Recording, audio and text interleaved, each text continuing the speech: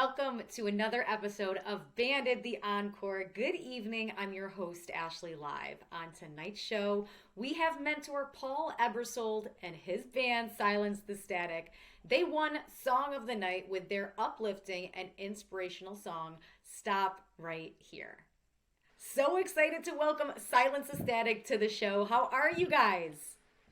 Great. Hey, what's up? Thank you guys for joining us on the podcast. We made it. Of course. Oh, yeah. Thanks for having us. Oh, yeah. Pablo, how did your individual musical backgrounds and influences contribute to the sound of Silence the Static? Me, I like stuff that's inspirational, uplifting, sounds heavy, it's rocking, it's powerful. When I get on stage, I like to freak out and explode with excitement. And I like to listen to music that makes me feel that way. And I think with the band, I definitely brought my, I like a lot of rock from the 90s and 2000s. So that's my biggest influence. And I think that goes a lot in my songwriting. So that's what I brought to the table. And, I just think we couldn't have found a better quintuplet, us five together in this band. It's like the perfect alchemy to get like a nice rockin' sound. I think we all gel really well together. So yeah. Definitely. Andrew, how did you think your backgrounds and influences contributed to the sound of the band? Well, I've always been sort of like a guitar music nerd, so I really like a lot of the technical, shreddy, melodic side of stuff. So I tried to, with some of our songs, with this song and some of other songs, try to just always throw in little licks and solos and really just try to have a song that has a really good feeling and just standing rhythm, something that is just constantly flowing and spice it up a little bit. Dude, you spice it so hard.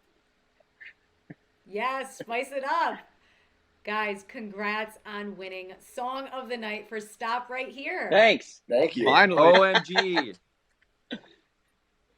Billy, can you describe the emotions and significance it meant for you and your band to win?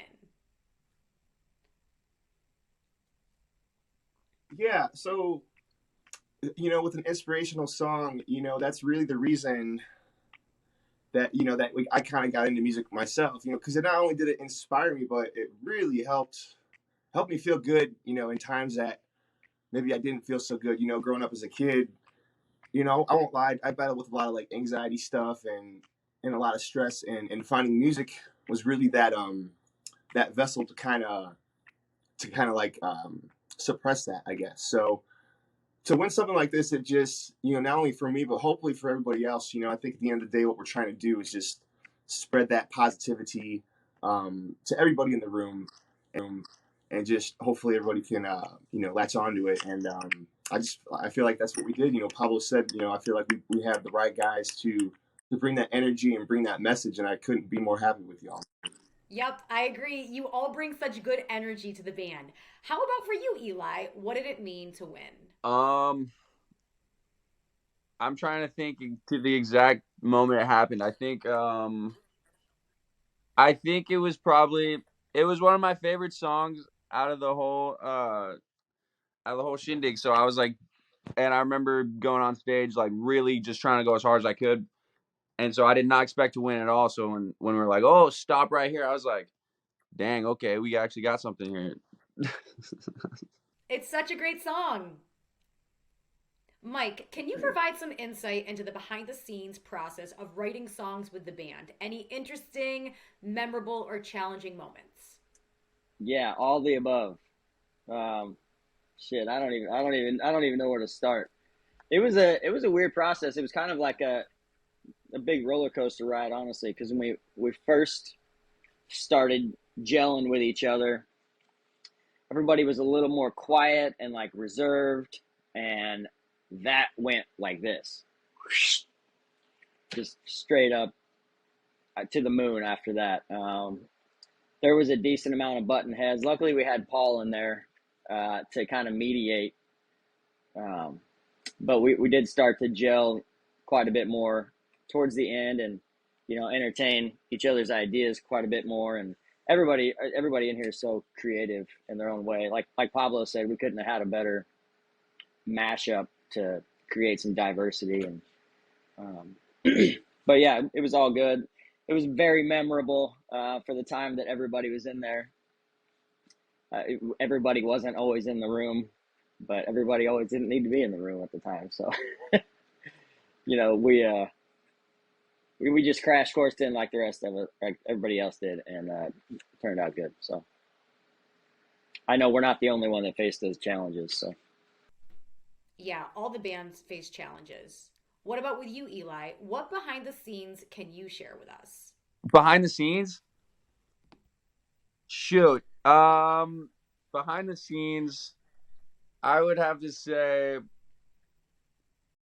just chilling with all the boys that I met, me and Joey have some drum videos we're going to post eventually, but I always text him, I'm like, hey, bro, you want to post these videos? He's like, nah, bro, we got to wait for the show to be really big. So we're waiting for this show to be really big, and then we're going to post a drum video. We want to see this video sooner rather than later.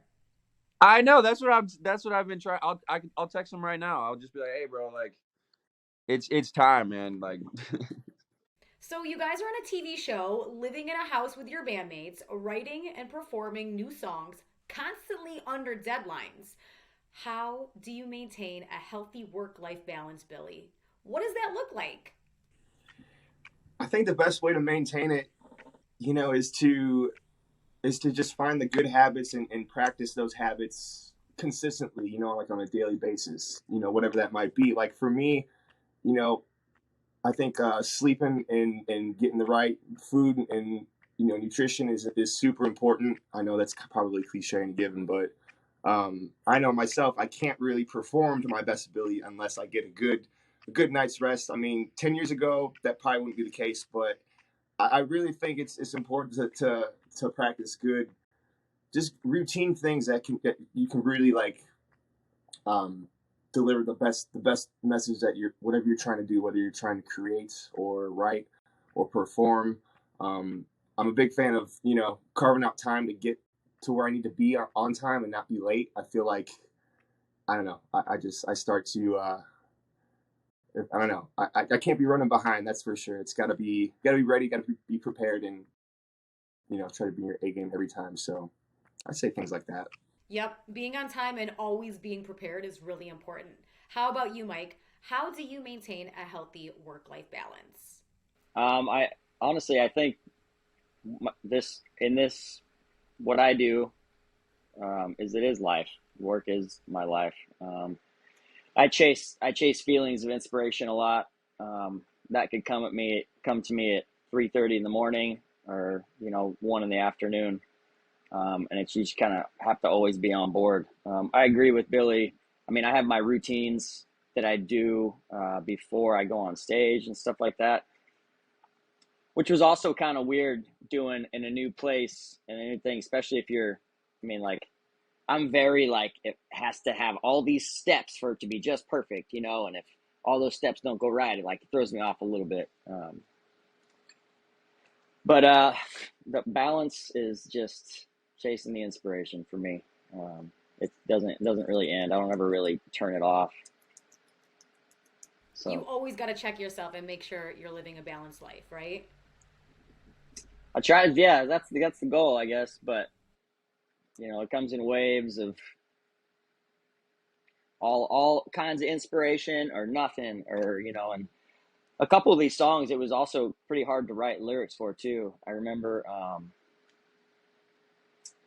Stop Right Here was a pretty good one. That came pretty good, pretty easy, but not like you could tell their performance, but my lackluster performance. But shit happens, and you just got to roll with the punches. And when you feel it, go for it.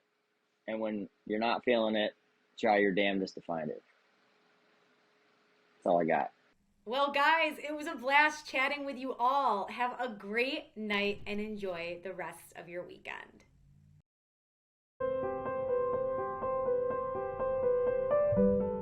Time is what we make it. A single moment can be unforgettable.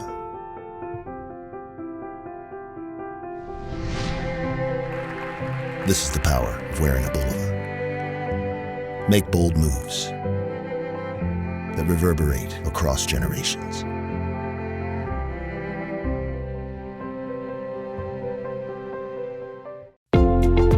VeriJet, the best way to travel in a safe, environmentally sensitive, state-of-the-art jet aircraft.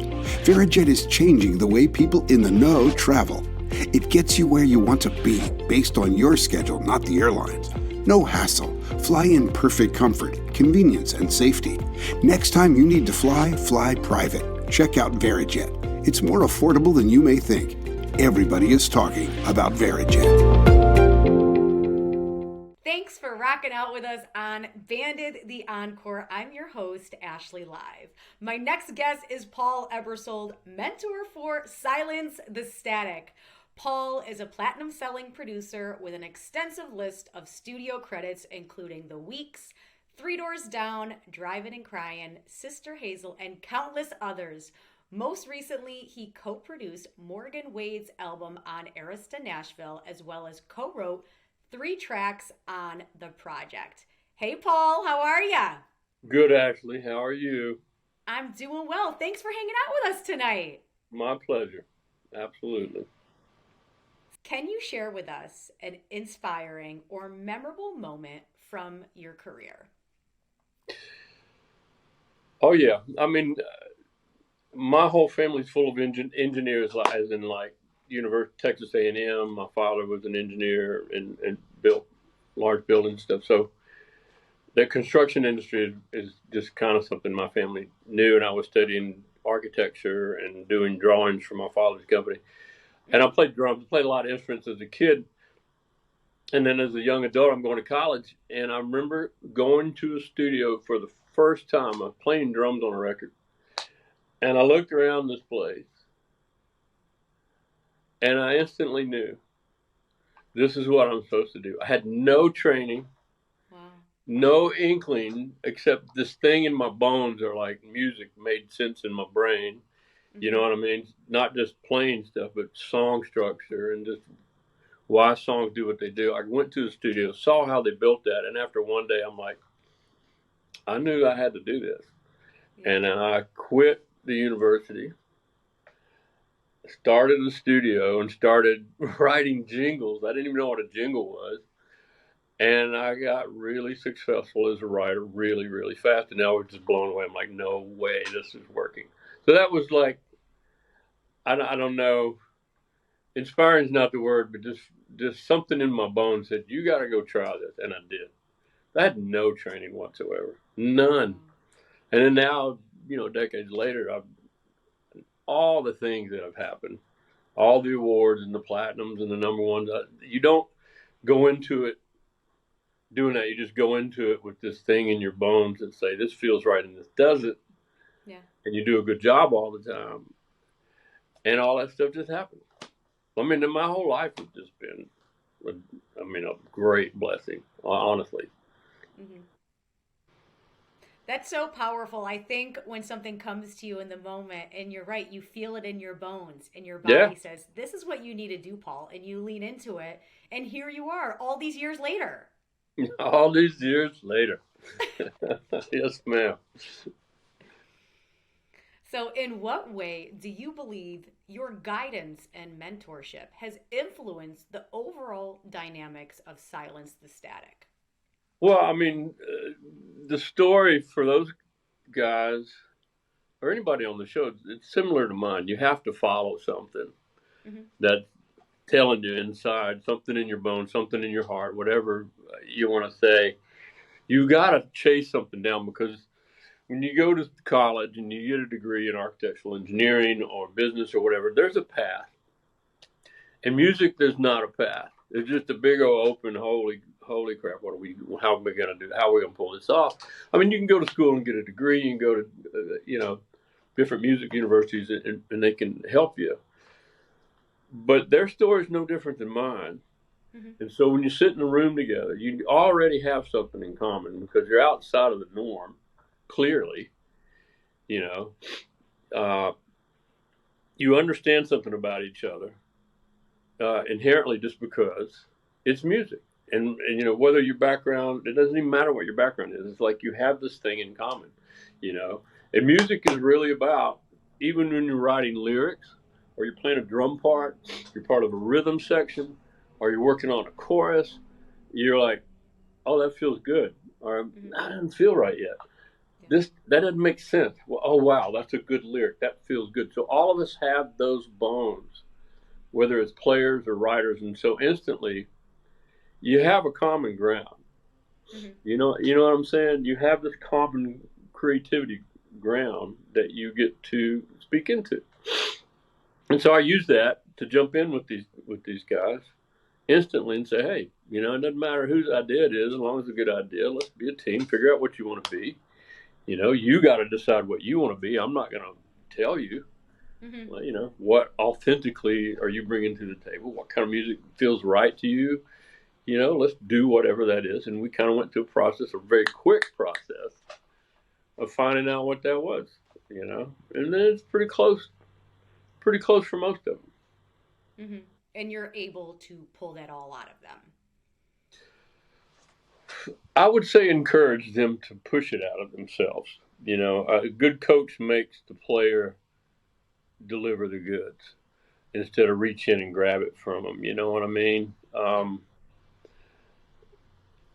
I've done all the things. I've been in bands. I've done countless records with first bands for a lot of different record labels. Some of them did amazing. Some of them didn't do very well at all. Just so much of that stuff. And the way to do that is find what people are good at and let them do it.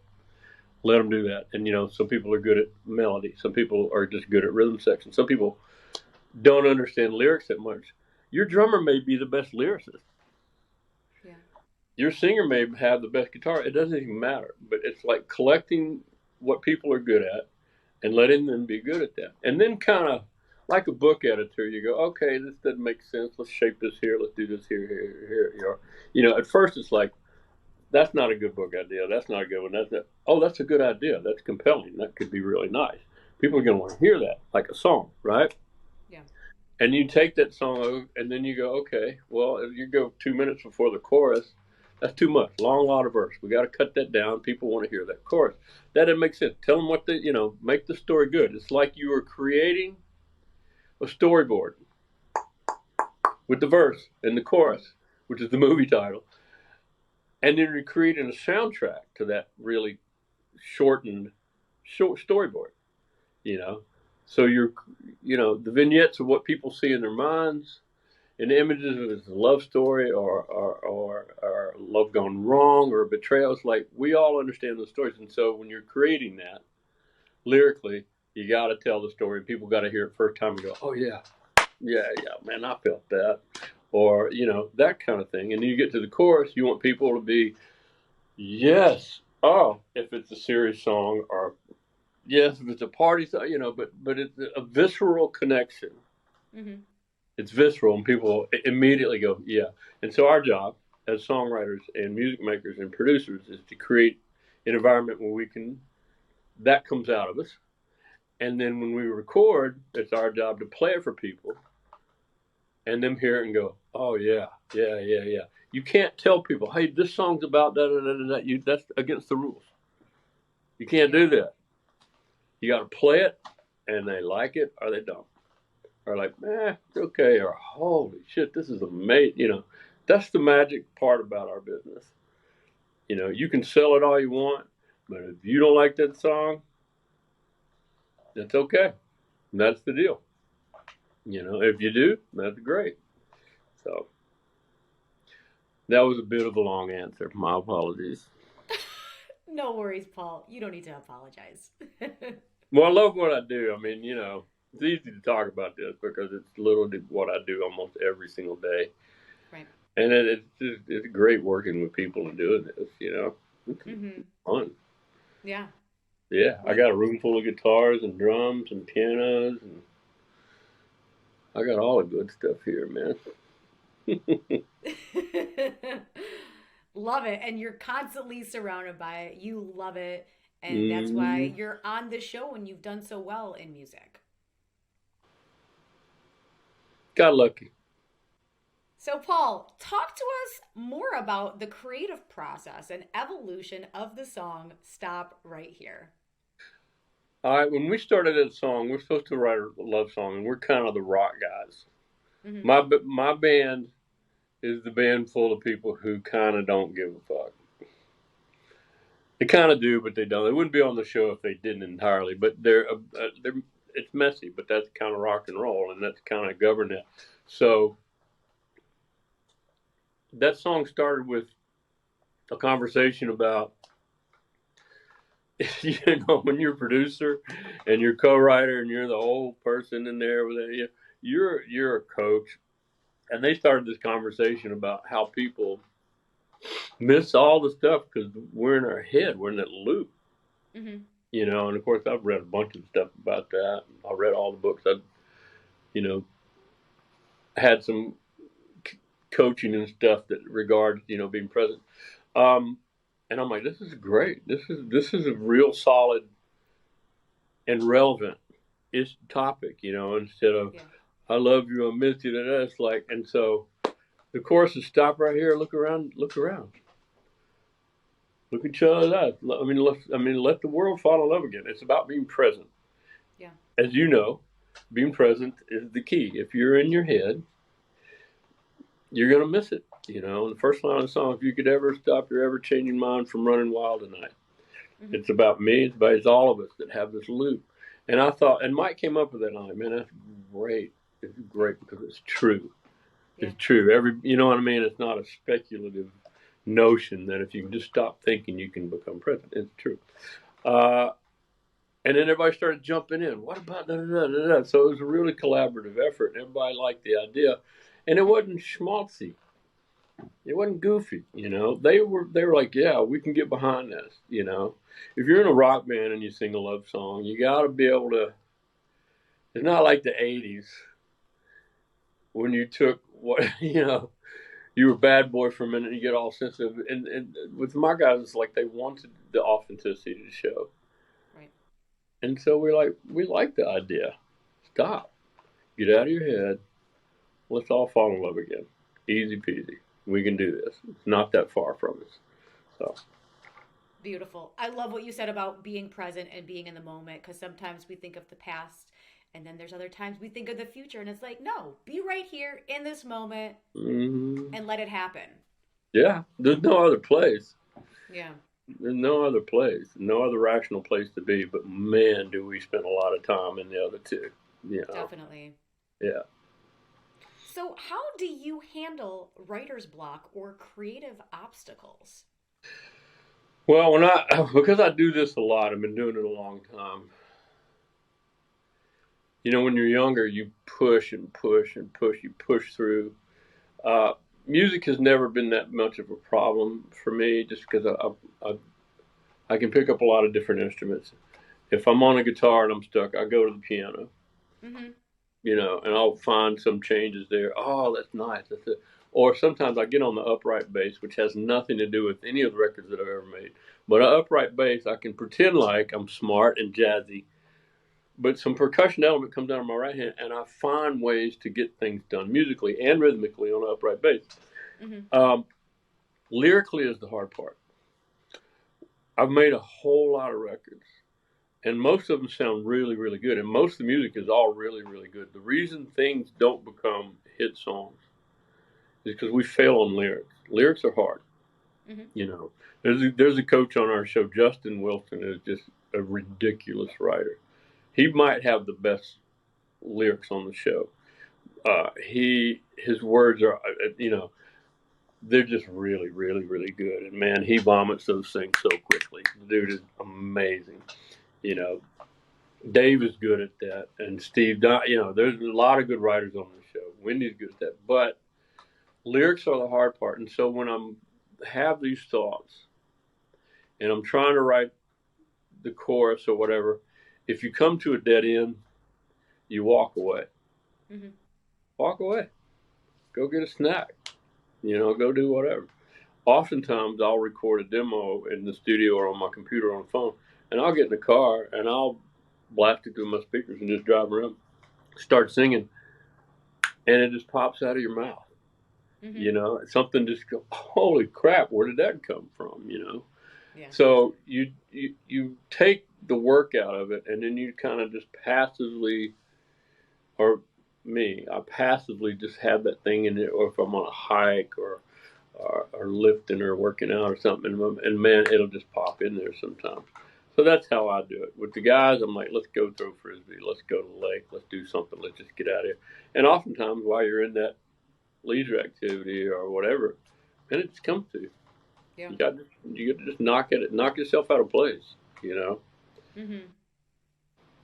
Get out of Sitting that in headspace. Yeah, get out of that headspace.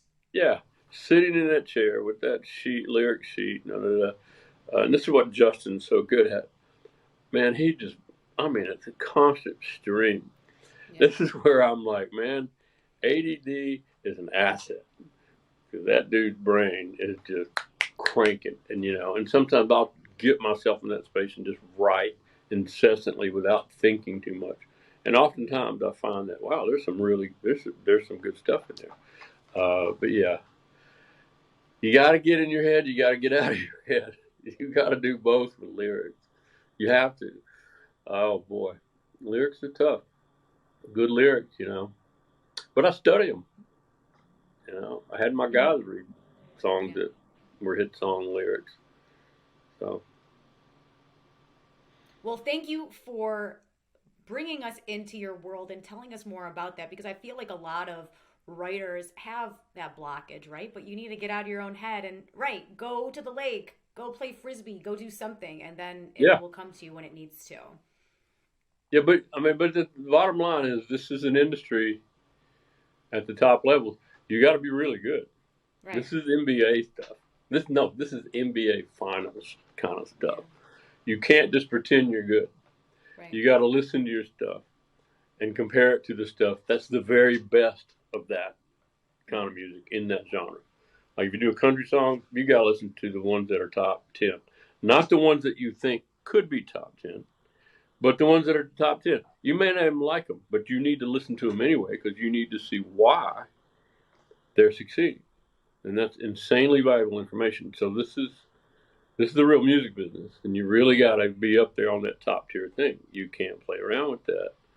You can't just like, oh, this is great, everybody's going to love it. You need to check your stuff. Send it to some people that know what they're talking about, that have some experience.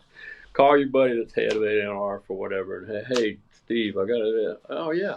And he gives you feedback, or talk to the radio guy, or, play it for people and get feedback. You have to check your work. Have to. Yeah. And compare it to the best stuff out there. That's the only way to do it. Massive. You have to do that. Yeah. Well, thank you so much for hanging out with us on Banded the Encore, Paul. This was so much fun. You're the best. Oh, no, you are. I'd like to thank Silence the Static and Paul Ebersold. Tune in every Saturday night to Banded at 9 p.m. Eastern on Access TV. What did you guys think of Stop Right Here by Silence the Static? Let me know in the comment section below. Have a great weekend and rock on.